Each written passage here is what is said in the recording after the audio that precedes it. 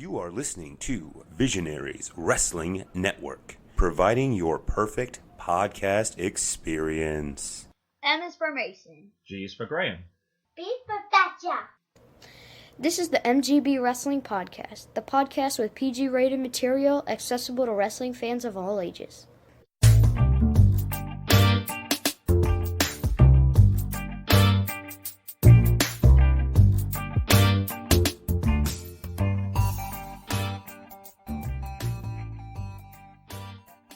Hi, my name is Mason, and here's proof that wrestling fans still live at their parents, my co-host, my dad, Graham.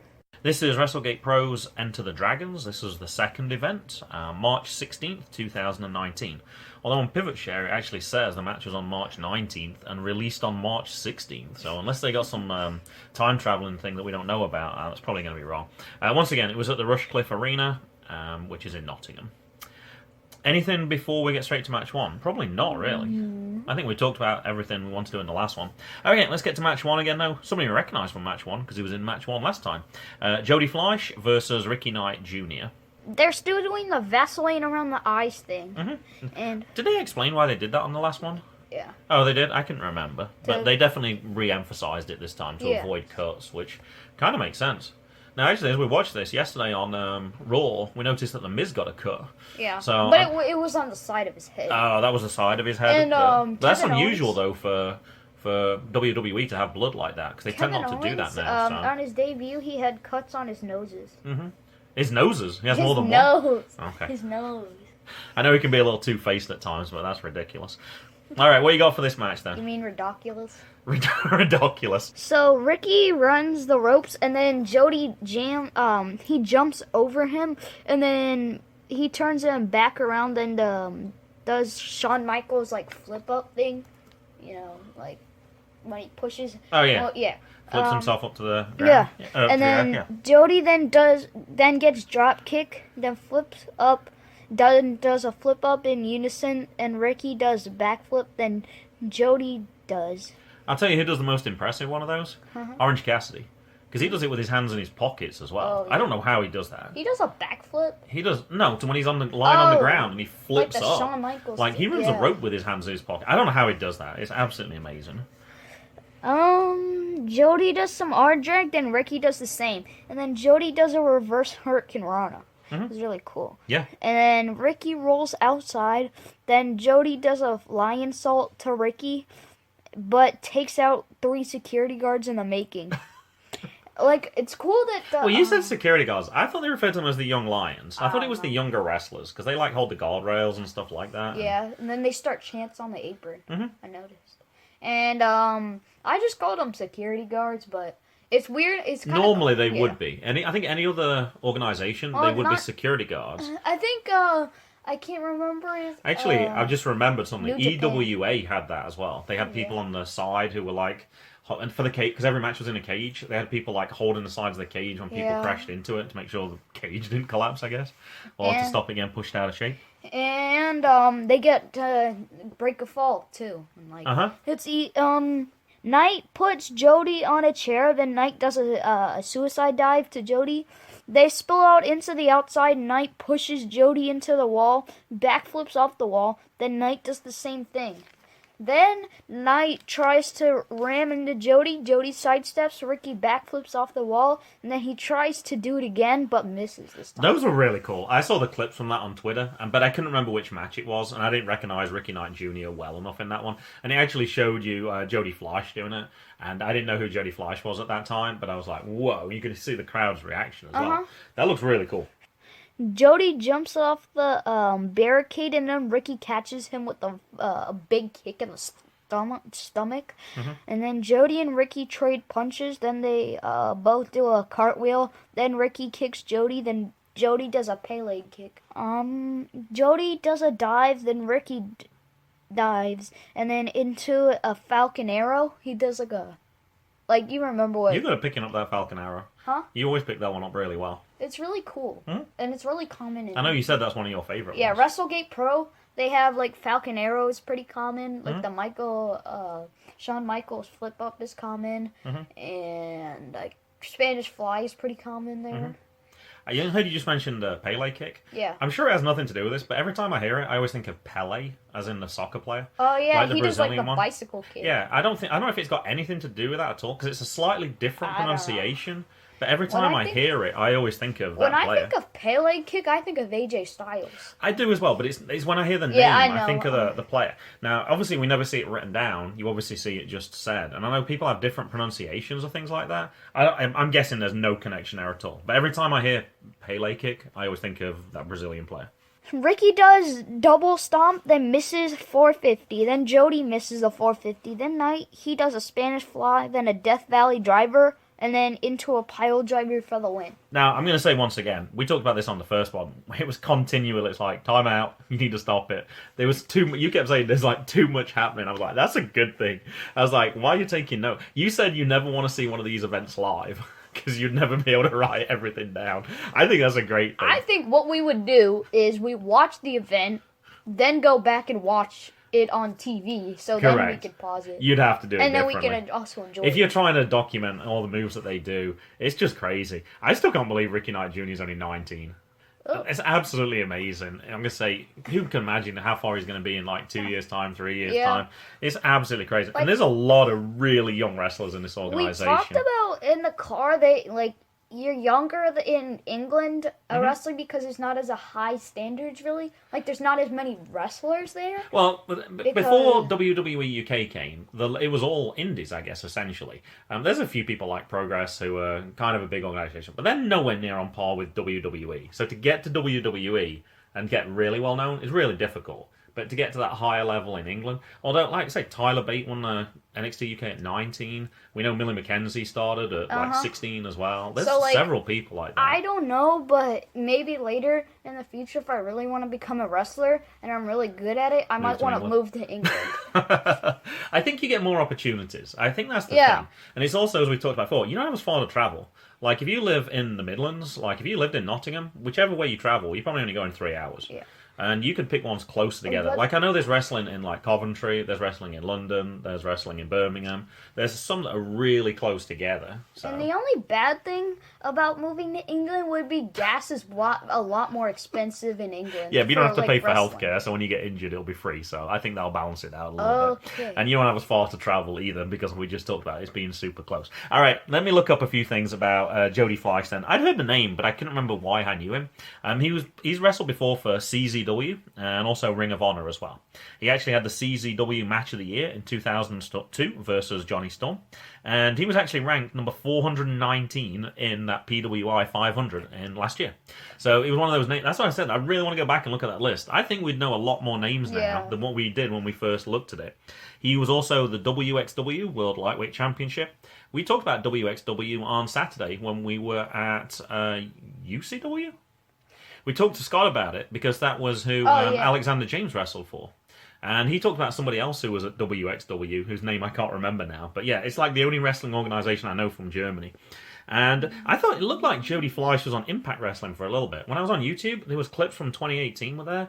When I looked it up online, I couldn't find it. Perhaps they were posted in 2018. And I couldn't find any of those ones specifically, though. The last match listed on Cage Match, April the 8th, there was a three-way match between Jody Fleisch, Leighton Buzzard, and Ricky Knight Jr. Oh. So they obviously wrestled each other before, probably since. So they obviously get to know each other a little bit well. We already talked about Ricky Knight Jr. on the other one, so shall we go to match 2? Okay. Match 2, Callum Newman and Lucas Steele. And I noticed for this one, they specifically said a 20-minute time limit. I think everyone was a 20-minute time limit, except for the main event, which I heard was 30 minutes. Oh, it was? But it wasn't actually 20 minutes, I don't think. No, that's the maximum amount of time. If they haven't finished after 20 minutes, then it's a tie. And then there wasn't actually any ties as it was anyway. But I think that's good that you don't have matches that get ridiculously long. Or if they do want to keep doing that, you can have a tie and then you can always have a rematch in the future anyway, which can be good anyway. If you want to, postpone a match, then, Postpone? Postpone. Oh, I thought you said postpone. Then you could have a tie. Mm-hmm. And then, do it later. Okay, so Callum Newman versus Lucas Steele. Lucas pushes away the Vaseline guy, Yeah, he did. Yeah. I almost said Vaseline. I thought you were going to say gasoline. Yeah. See, I was about to say that would be pretty dangerous. Can you imagine having one of those fire matches when they set the table on fire and you got gasoline on your face? I saw Lita spray gasoline on a table, and I was like, okay, that's fake. And then she put a match to the table, and then fire comes up. Remember when Dean did that as well? Dean Ambrose, when he took his jacket off and put it in the tram, we're like, that's fake. And I was like, whoa, I guess that wasn't fake. And then Mankind got speared through it. It was really cool. Oh, he did that several times, particularly at ECW as well. I had a whole Mick Foley video, and I never saw anything that was that dangerous. I think because it was all WWE. I don't think they had ECW on it, did they? Well, they had the ECW, some of it. Oh, they did? Huh. Yeah. They're not them. Like, the most dangerous thing he did was getting, chokeslammed through the Hell in a Cell. That's WWE. That was seriously dangerous. I just watched something. It wasn't even supposed to. I just watched a classic documentary called Beyond the Mat, which I'd heard about and never got around to watching it and totally forgot about it. And it suddenly came up on YouTube as one of my recommended views, so I watched it. I think it's 1999. And basically, the guy wanted to know more about wrestling. He was like, loved wrestling from like your age, still loved wrestling, wanted to find out more about it. So he caught up with different people. Foley's was one of the people they followed. His kids were traumatized by that. Huh? They were in the ring, and it was people like Noelle, who is it Noelle? Yes, Noelle, his daughter, who ridiculously young. She must be like 4 or 5 years old on this video. The son Dewey, who actually I think works for WWE now as well. I think he works as writing or something like that. And you could see they were terrified. They knew that their dad worked, but they knew it wasn't real. But when you see things like that going through, and his wife, of course, was like, oh my gosh. Even then he had injuries. Even then he was struggling. But that was really kind of cool to watch. Jake the Snake was in it as well. He was going through some serious troubles at that time as well. Thank goodness I saw the resurrection of Jake the Snake, so I know now everything worked out okay. But yeah, he had some really tough times. What happened? Drugs. He had some serious issues with drugs. He got separated from his family. His family wanted nothing to do with him because of the drugs. And, a lot of stuff going on. Terry Funk was on it as well. And remember I mentioned that guy Puke to you? I said, have you heard of him? Yeah. He was somebody who was trying out. Basically could throw up on command. Which What? Vince was like, I want him to...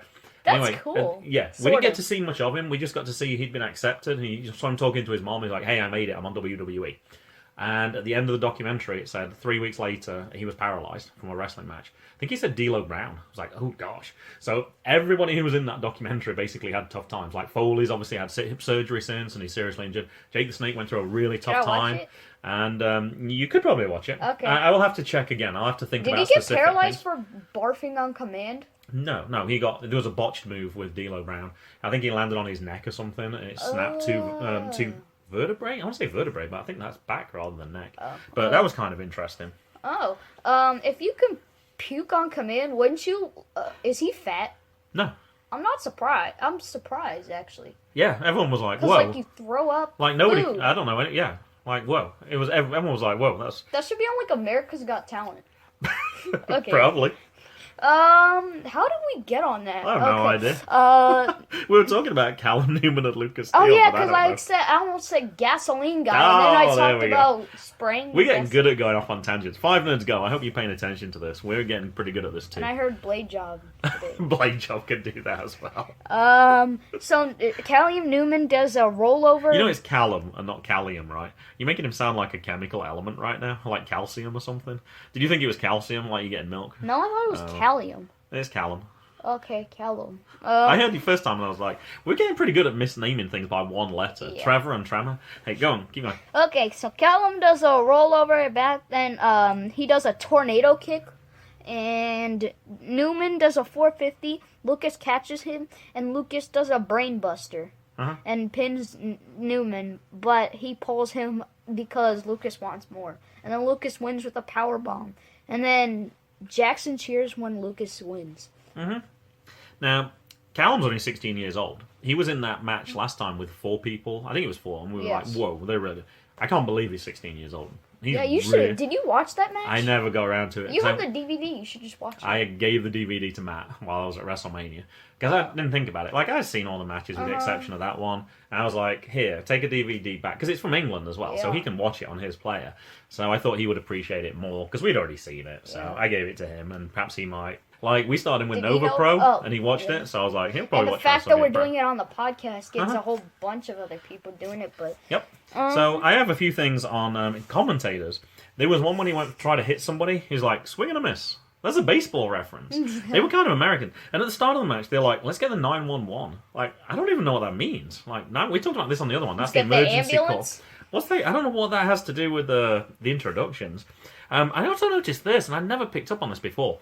Luke was listed as 6'5", 255 pounds. You don't do that in England. You're listed as weight in stone. It'd be like 18 stone 3 or something like that. So there's a lot of American references on this. I was kind of surprised. I did read that Luke was a former boxer, and they actually said he was so good that he could have been an Olympian. I guess he was at the same camp or whatever as somebody who went on to be an Olympic boxer. So he's obviously got a lot of talent. You can see he was strong. Lucas Steele was really impressive. Yeah, that's why he's called Steel. I guess so, the name fits. One final thing that I saw from Luke on Twitter. This was on April 11th. It says, on sale now at NGW Wrestling UK, Proving Ground 47, which is at the Rushcliffe Arena as well. So they obviously have multiple events there, so I didn't realise that either. Featuring people like Robbie X, who we're going to talk about later, and at Standout Steel, which I'm assuming is Lucas Steele. I don't remember their Twitter names particularly. And a few other people there as well. But I thought that was kind of interesting too. Okay, match 3 was Ben K versus Niwa. Is that how you say it? Yeah. Yeah. That's what I say. Ben K versus Niwa. So Niwa, he was trained. He was trained since he was 13, and he's 25 now. Mm-hmm. And was that the last one? Callum was trained when he was like 8. Yeah. It's like wow, that doesn't even make sense. We talked about that on the first one as well, but yeah. And Ben need Niwa's dingo, but ref didn't call it. Missed the low blow. That happens sometimes. Well, he kicked him, but Niwa pretended that it was his stomach. Ah. I could see that he kicked him in the dingo, but like he wasn't trying to. Niwa knees Ben so hard he does a full flip. Mm-hmm. And so Niwa kicks Ben so hard the barricade falls over too. And one of the security guards looks a lot like Phil Coutinho. You said that. I didn't see that at all. I don't know where you're getting that from. He does. He scored an absolute belter against Manchester United today in the Champions League. Now, this was, April 16th. This probably won't go on until start of May. But phenomenal moves. It was like a big crossfield ball. Somebody laid it off to him, top corner, right over De Gea's hand. It was absolutely brilliant. As a Liverpool fan, it was great to see him scoring again against Manchester United. Okay. And there was transfer talk with him. Apparently, he said, I'm not going to Manchester United. I don't know if that's loyalty to Liverpool or anything else. All right, anything wrestling related for this? Yeah. Do the commentators have to have bone classes? Do they have to what? Have bone classes, like bone classes about all the bones. Like health? Yeah, sort of. Biology? Sort of, like where you learn about all the bones. Because, like, I've never heard a commentator where they don't know where they just got kicked. I think it'd be kind of important to know. Well, you got kicked in the arm, you got kicked in the leg, no, stomach. But they were I think Jackson could do that. No, like that. They were like... He got kicked in the fibia. Or his humerus got overextended there. No, or did they just... Humerus is a bone as well. Yeah, I know, but like... Or do they just make up bones? I don't think they make up bones. It was like this... You might not know them, but just because you don't know them doesn't mean that other people don't know them as well. He said something like he just got kicked in the stamina. The stamina? I've never heard of that. I'm going to guess you misheard. He likes stamina. I don't know. Oh, he just said he got kicked in the stamina. That would make no sense. I don't know. Okay. I missed that. Ben tries to do a spear, but Niwa sidesteps, and Ben spears right through the turnbuckle padding. And I didn't notice the turnbuckles. They weren't single turnbuckles. They were like New Japan. Oh, does New Japan do that as well? Yeah. Oh, you mentioned that last time. I didn't pick up on what that was because I didn't know what New Japan did. I like that. Yeah. I think that looks a lot better. That's got to be easier to put up as well. Because you just tie it to the top, tie it to the bottom, done. Whereas if you do separate ones, you got 3 separate ones to do. Yeah. I would have thought that provided more padding to the wrestler as well. I showed you this, and the stage looks like a face. The eyes are the lights, the yellow bars are the mustache, and the screen is the mouth. It really looks like a face. It did, and I tried taking a picture so we could post it, and it just didn't come out well because it was from the TV. I guess I could have got out of my seat and moved up to the TV, but I was too lazy. I had a computer on my lap, and I didn't want to move. And Ben does 2 full Nelsons. Then Niwa wins with a power bomb, and the commentator says Niwa's 1-1 here in Dragon Gate Pro. He did. He said Dragon Gate Pro a lot. too. Well, that's because Ben K is from Dragon Gate, so I think he might have got confused with that one. And that's the things that I had. We'd already talked about Niwa in the previous one, so I just focused on Ben K for this one. He's from Sakura, Japan. He mainly wrestles for Dragon Gate, which is why he has a lot of matches. Oh my gosh, I looked at them and I was like, there's too many here. Way too many. Oh, I noticed for this match as well, the young lions, or you called them the security people, they had to hold the security gates this time. Remember on that first one, some of the security gates went flying. The barricades went flying, so I guess they figured perhaps we need to stop that. Remember when they hit you? Well, for me, I remember when it got kicked once and it hit me in the shin. Oh my god, that's so painful. So I think probably they need somebody there to hold them so that doesn't happen. I was at AIW. That absolutely killed. That was terrible. I watched a video, and it was fans that got injured in WWE. Oh, that sounds cool. And Brock Lesnar, he was like tearing apart Vince's car right in the ring, and he chucked a car window, and then it hit two of the fans. Oh, I didn't tell you this. At the G1 Supercard, they threw one of the ladders out and it went into the crowd. Oh. He overthrew it. And everyone was going, that's a lawsuit. That's a law. I had forgotten about that. I didn't even think about that. Did anyone get injured? I don't think so. People went to check on him. But... One time, they were like, do you know the Undertaker's fireworks, right? I know the Undertaker, yes. Yeah.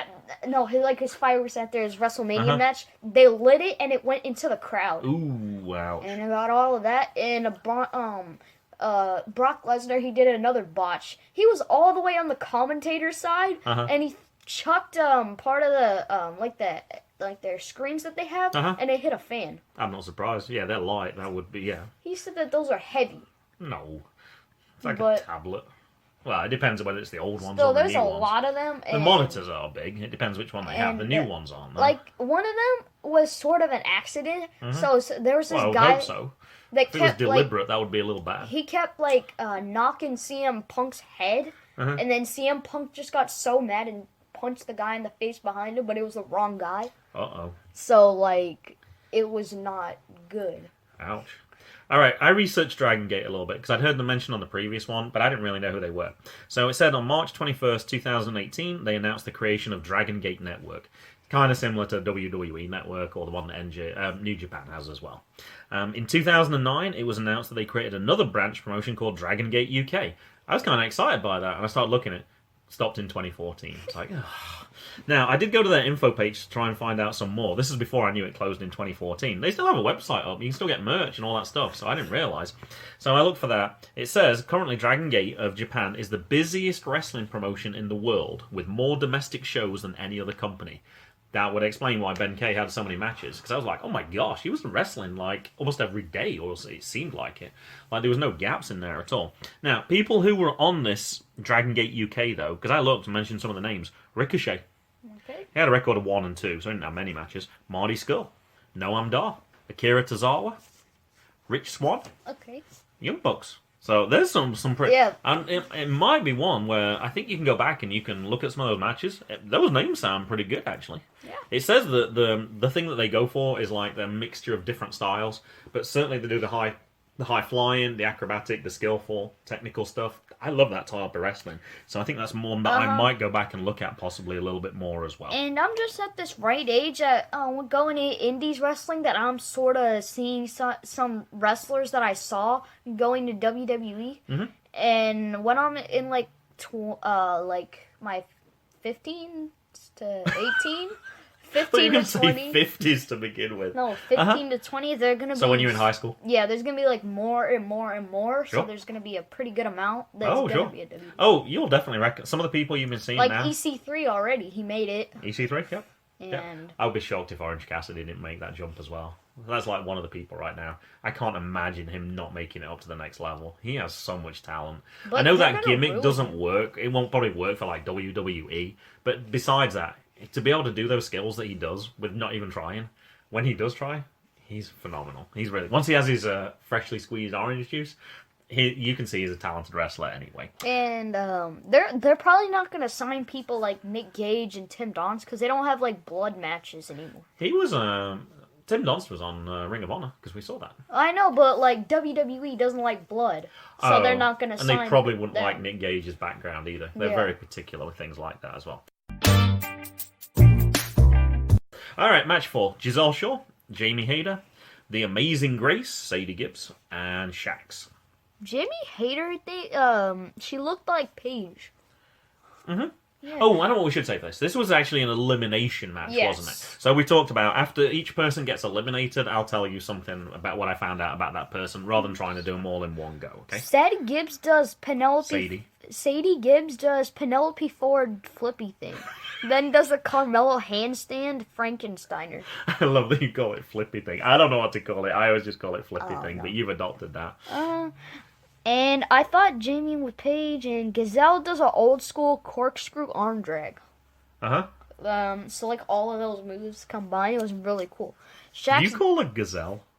Yeah. That's a creature. That's like a deer. Oh. It's Giselle. I was like, you didn't say Giselle, but I couldn't quite hear what you... And then I picked up what you'd actually said. Oh, Giselle's, She's quick. That could be a nickname. they're actually quick. Yeah. Because, like, I'm doing air cheetahs quotes don't. right now. Gazelle, sure. That should be a... I think that they're faster than cheetahs, but they last... Over a short distance. Yeah. Correct. Oh, they're super quick. Yeah. Gisele doesn't... Shax dives onto Shaw and Jamie, then... Jody does a Penelope Ford. Okay, are you talking about Sadie or Jamie? Because you just said Jady. Sadie. And does Penelope Ford flippy thing, but goes over the rope. Mm-hmm. And instead of bouncing off and onto, like, Shax. And Gisele, right? Jamie Gisele is not one person. No, Jamie. They're two different people. And then Gisele, right? Okay. Does corkscrew onto everyone else, and Shax does a backcracker off second rope. I remember to the one eliminate from Gisele. I like that. Yeah. Most people do like the forward flip or whatever. I like the sort of the corkscrew as she did a twist thing. I thought that looked Charlotte cool. Flair does that too. I think you're probably right, and she might add another flip in there as well. But yeah, I thought it looked really cool. I liked it. It's cool wrestlers when they like react to their own like match. Because like the Usos, they hated the match against the Lucha Dragons with the ladder match because one of them got smashed through the ladder, and those are real ladders, I think. Well, most. Yeah, they're not imaginary, that's for sure. Mostly. Oh, and I can't remember what match this is. I don't think I wrote it down. And one of the commentators said, that's a real pin. As opposed to an imaginary pin. Yeah. Okay, so no one's been eliminated at this point, so everyone's still in. Sadie just got eliminated. Alright, so thank you. So Sadie got eliminated. Now, I found on March 20th, this was supposedly on Dave Meltzer's website, as far as I could tell. Sadie Gibbs signed with AEW. Oh. Now, I looked on the AEW roster. I couldn't find her. So I'm not sure. I'm not sure if that was like... Sometimes people mess with people's pages and make it look like it's something else. I don't know what Meltzer's webpage is. It says F4WON line. Oh, F4W online. So I don't know. I don't know if that's him or not, but that was kind of curious to me. All right, so we got 3 people left then. Sadie does a suplex to Shax, then Jamie rolls How did Sadie through. do that? She's already out. Oh. I do have something from Sadie before she got knocked out. I wrote down one thing. She did something called a Sasquatch special. Yeah. That was really good. That was, I think, before the corkscrew. Suplex to Shax, then Jamie rolls through into a Falcon Arrow. And then Gisele does a Spanish fly up the top rope to eliminate Jamie and Jamie. Okay, so Jamie got eliminated. All right, Jamie's 23 and she's from Southampton. I like a hashtag on Twitter. Don't be a lover, be a hater. But it's spelled with the Y, which is what her name is. Yeah, the commentator said that. And I didn't know on this. I was looking through her Twitter feed. She wrestles for Eve Pro Wrestling, which I have to admit I hadn't heard of. And somebody posted a picture of a Pop Funko character. Yeah. And it said Eve Wrestling on the top. And I was like, oh, I'm in my head, I'm thinking like Eva Marie. And I wasn't making a connection at all. Anyway, Eve actually is the Riot Girls of Wrestling. I found this one. I looked for this one. Or that might be the Twitter name or something. I managed to find them. Somebody made a Pop Funko of her. It looked really cool. Jamie Hayter? Yeah. Now, I don't know if you realise this, the gated community have done the same thing for Nova Pro. Like, there's one for Logan, which I think I might have shown you. I want to buy They've done similar ones now for, like, 5 or 6 different people. The current one, they're voting for, like, characters around the outside. Like, are they going to do the commentator? Are they going to do the cameraman? Are they going to do the video guy? Are they going to do... I can't remember who the other one is, but, yeah, there's a few. Can I buy them? Apparently. How much are they? Don't know. It says DM them if you want more details. Okay, DM them. Sure they're going to be expensive. Oh. But I can find out. Oh. Mason wants to know how much they are. What do you think they're going to be, like $10? That's what the usual one is, but I'm yeah, but guessing these are customized ones, so this is going to be a lot more. 15? I'm guessing more. Anyway, I will DM them if you really want to know. Okay, Lawrence Talbot wrote on cagematch.com. I only know Jamie from Eve work, but in that promotion she gets nuclear heat and can work a wide variety of styles. I've seen her excel in technical bouts, crazy brawls, and comedy matches. She's got great timing, knows how to work a crowd, and is money on the mic. If she gets the right opponent at Wrestle Queendom 2, and it looks like she might get Kaylee Ray, which would more than qualify, she could really tear the house down and maybe make a bit more of a name for herself. Alright, we're down to 2 then. As far as I can tell, it's Shax and Gisele Shaw, right? Yes. Okay. Shax does a Glasgow kiss and does a fisherman suplex, then tries to do again, but Gisele does a face breaker, puts her foot to her face, and then grabs her arm and then falls down. And Shax eliminates Gisele with a DDT.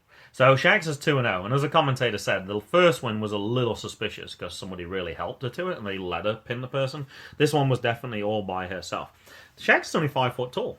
Oh. Well, that's what it said on the website. I was like, I didn't notice she was that short when I was watching the match. The commentator said that she was the smallest one in the whole event. Yeah, I didn't notice she was like 5 foot. That's really small for a wrestler. Yeah. The thing I noticed was she's trained by the NCWA training school and the WAW Academy, which didn't mean a lot to me at the time. Sweet Saraya and Ricky Knight. That's Ricky Knight Jr.'s dad, and that's Sweet Saraya is Paige's mom as well.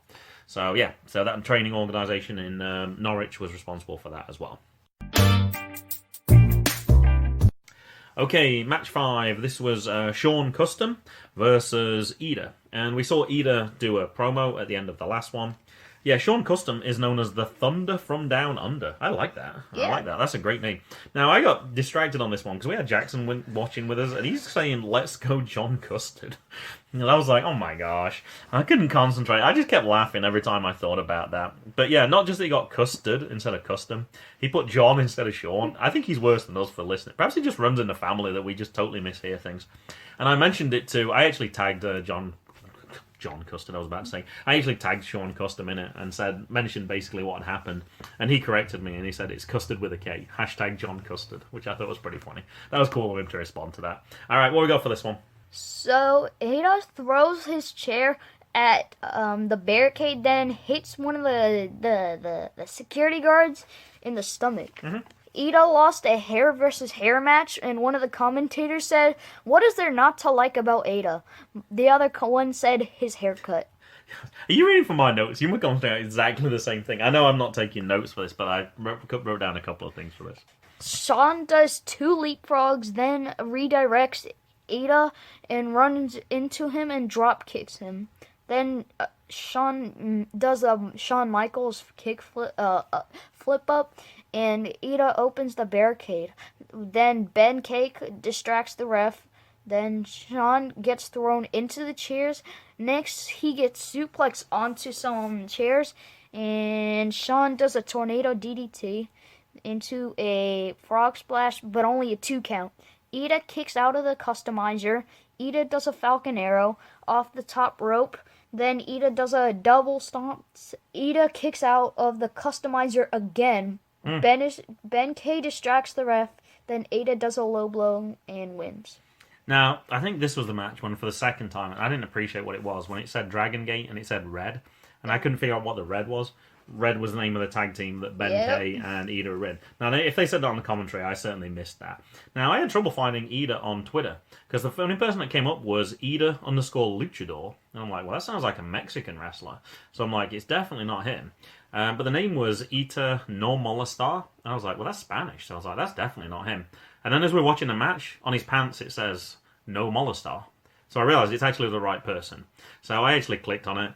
Most of it's in Japanese, so I couldn't actually pick up much at all. I did see a picture of him holding his profile picture from WrestleGate Pro. So that was all I got. He didn't do it, but he said there was an attempted vertebraker. I love that name. I think that's a really cool finishing move. That like linking in vertebrae and break and I love that. I thought that was really cool.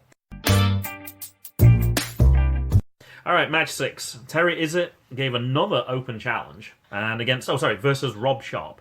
Although on the caption it said Robert Sharpe. Now, I looked online, I didn't see anyone else say Robert Sharpe at all, so I'm not sure. I think it's just Rob Sharpe as far as I can tell. So, Terry attacked Rob out of the gate, and Rob throws Terry across the whole ring twice. And Terry pours Fiji water on Robert, and Terry dives and gets caught and gets suplexed. And Sharpe wins with the Sharpe ending. I like that. He had some cool names, because I remember looking through some of them. One of them was right weird. Was it Sharpe Bottom or something? I don't know what that is. Let me give you something about Sharpe then. He was the IPW UK Tag Team title match against the Anti-Fun Police. Remember that from the previous group? Oh. So they've obviously wrestled together before as well. And he said that was a title change. So I think he lost the title at that point. In January though, however, he went on a singles match. He beat David Starr to become the IPW UK World Championship title holder. That's a pretty big name, David Starr. And unfortunately though, he lost in February in the same organisation to David Starr. And however though, he has had a championship for a while. The FHW Heavyweight Championship from the 9th of the 9th, 2017 until today. That's pretty impressive. Okay. That's nearly 2 years. Yeah. That's well over a year and a half. Now, the thing I found out about Terry Isit, though, was on his Twitter feed, he actually was tweeting more about his dog. My best friend has had his surgery today. Just spoke to the surgeon. Rocky's surgery went well with no complications. Here's to a speedy recovery, little buddy. And I showed Jackson the picture because we know Officer Magnum, Solo Darling's dog, and we love wrestling dogs, so I got straight into Rocky straight away. And when I read a little bit more, I actually saw something about it. It said he actually had a GoFundMe for Rocky. I guess Rocky, it says here, it tells you the story. Rocky is a shy 6-year-old rescue dog who was held in a testing lab for the first 4 years of his life. When he, like many other beagles, were done testing, they were all sent to the dog's trust. Rocky missed out on the first 4 years of growing up due to this and has only begun to live a normal life the past 2 years.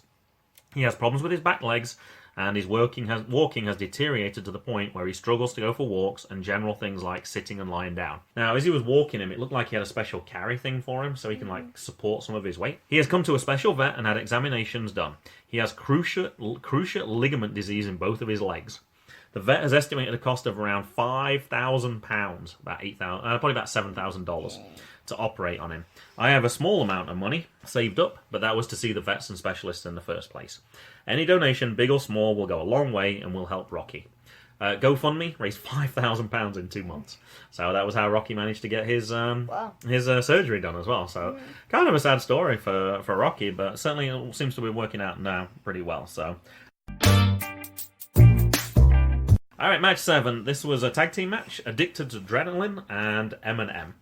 This is really tough to Mills find and things. Mayhew. What's that? Mills and Mayhew. That was the people who were in the tag team, yeah. That's why they get the name M&M, yes. Ah. And ATA, the Addicted to Adrenaline, were Harrison Bourne and Joe Lando. Oh, Harrison does flip up, then down about 10 times. He does like the half and half, like up, down, 10 times. And Addicted gets kicked over the top rope, and Mills bounces on second rope, to the top rope, then back again, and into an armbar. Addicted does a reverse 619, and one of the Addicted does a backcracker, and one of them dives on him, and Mills does a dive and takes out 2 security guards in the making. And Addicted does a Spanish fly off the top rope to the outside to 3 wrestlers, 3 security guards, and Mills wins with Mills' show, and Lucas attacks all of them.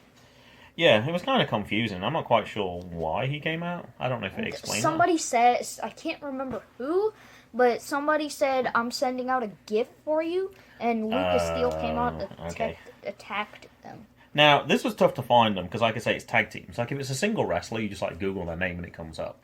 And when you Google tag teams, it just doesn't work quite as easily as that. So, that distracted me a little bit for this. To be honest, I was watching this match. I thought this match was great. Yeah. I thought it was a really good tag team. And the thing that shocked me, because I told you, I was like, the oldest person in that match? 20. Connor Mills was 20, Maverick Mayhew was 18, Harrison Bourne is 19, and Joe Lando is 18. I love the young wrestlers in this organization. They got so much energy. For me, I'm relating it to college basketball. I prefer college basketball over NBA. They tend to be a little hungrier, and I think that's true for these guys. These guys are trying to make it up to like the next step, and therefore they give it all they've got. And also obviously got a lot of energy. The only tweet I got was a relatable one for me. My phone's getting a little old, and I sometimes like, man, my phone just dies so quickly. Joe Lando tweeted, my phone battery just went down 80% within an hour. Nice.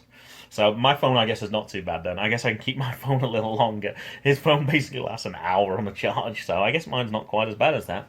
After this match, though, they did announce another match for the next pay-per-view, which is called Lion Spirit. Oh, I don't know if I can pronounce this. Shigeniro Eerie versus Rampage Brown. So they did announce that one as well. Alright, match 8. Oh gosh, I might mess up this pronunciation as well. Konosuke. I don't know how you pronounce that. I don't know. Should we just spell it out? I don't know. How do you say it? Okay. You can say it. T-A... How do you say it? You said it fine. Takeshita, thank you. Versus Chris Ridgeway. And very appropriately, Jackson went for a Konosuke at this point in the match.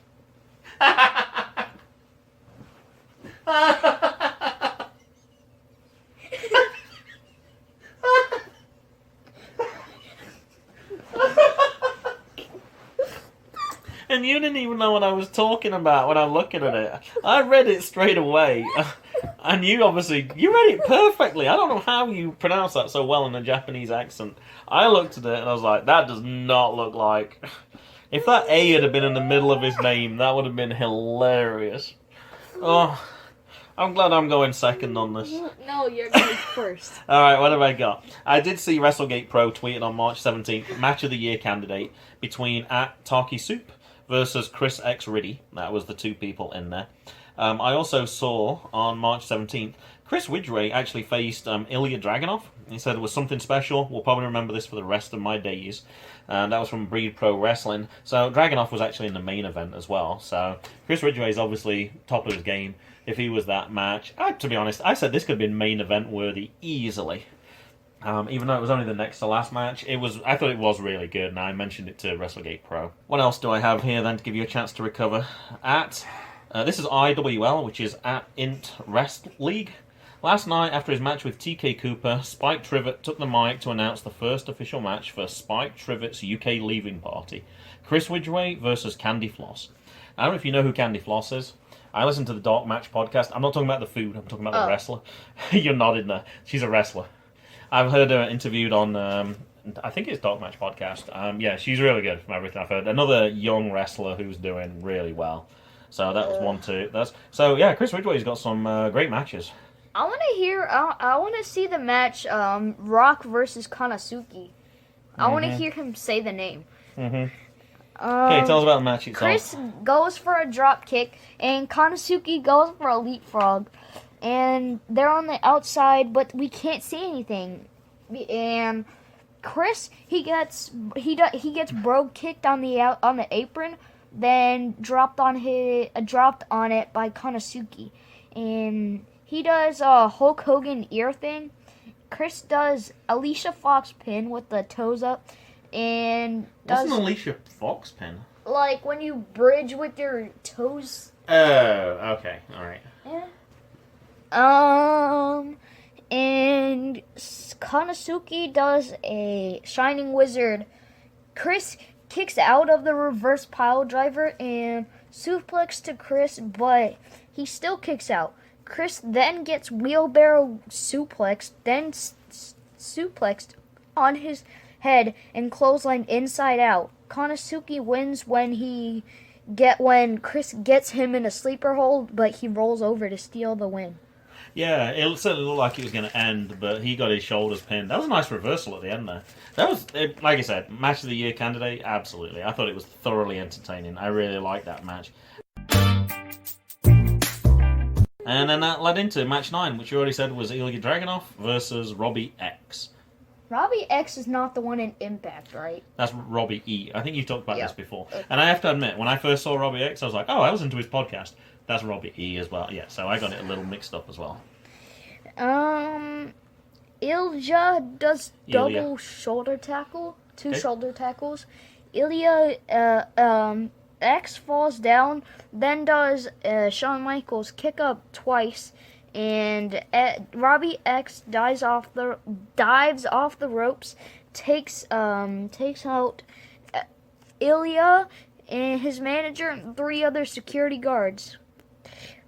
Ilja, as X tries to punch him, he asks for more, and saying Robbie X asks for more kicks, and he gets a lot of height. Ilja, he gets a lot of height on his senton. He gets so much height, he's standing on the ground, and it looks like he just did off the top rope. Ilja was supposed to be the main event at the Nova Pro event at WrestleMania before it got cancelled. Actually, I think that match got pulled at one point, and I'm not quite sure what happened. I'm not sure. We know, obviously, they had some problems paying wrestlers. I'm not sure if a similar thing happened with that. I don't know. But he was originally supposed to be the main event for that one. Oh. I think it was against Eric Royal. I'm not sure.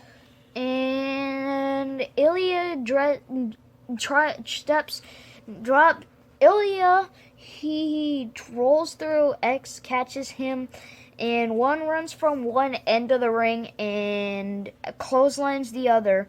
And Ilja kicks out of corkscrew, and Robbie X kicks out of the top rope senton and coast to coast and Death Valley driver into the turnbuckle.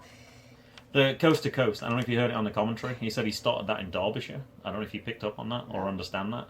Derbyshire's the next county across from Nottinghamshire. That's actually where I was born, in Derbyshire. I thought that was kind of a cool way of saying how far it was. I figured out, probably to foreign listeners, that wouldn't mean anything at all, but I thought that was a good way of describing the coast to coast. And X wins with Flippy Thing Cutter. Flippy Thing Cutter. Perfect description. Now, Robbie X tweeted, March 23rd, you gain strength, courage and confidence by every experience in which you really stop to look fear in the face. And they actually have some clips from this match, so if you don't want to rent the whole thing, you could certainly see that. March 23rd, Robbie_X. And he also thanked WrestleGate Pro, super excited to face @Real Jody Fleisch, someone who had a massive influence on me when I first started watching independent wrestling. So that's at the next match. The next event, which will be May 15th, somewhere around that time. And I did see that Ilja actually attended a German WWE tryout session on April 5th. So I'm not sure how it went. He might not know for a little while either. I follow both of these people now, actually. I kind of like the motivational quotes there. Ilja in particular posted a lot of stuff. I couldn't pick out a single one. They were all like, I like that, I like that, I like that. After each one, though, he puts #unbesiegbar, which I had no idea what that was, so I had to look it up. It's invincible. So that's his little quote that he posted after everything. And once again, I thought this was a great match. This was the first time I'd seen Ilja. I was excited to see him. Robbie X was good as well. Perfectly good main event. I still think the previous match was better than this one, but hey, nothing wrong with that at all. And once again, thoroughly enjoyed this. I can totally see why people on Twitter were going crazy for this event. I thought it was really good. The hardest part for us was it's like, whew, I said I need to take a break after a few of the matches because there was just so much going on. We took 40-minute interview. We watched 40 minutes at a time, took a little break, and then we watched 40 minutes again. But yeah, no, I thought it was absolutely fantastic. We're definitely going to continue watching these. This one will be, when we come out, this will be in May, and then the next event will be, like we said, probably May 15th, 16th. So probably in 2 weeks' time if you're listening to this as it comes out. The third one will be there as well, and you can get that on Pivot Share as well. £3 to rent if you're in the UK, or $4 if you're in the US, and it's probably a few more if you want to buy the digital copy. I know you can buy the DVDs for £10, it said. But yeah, no, thoroughly enjoyable. It's goodbye from me. And it's goodbye from him. Goodbye.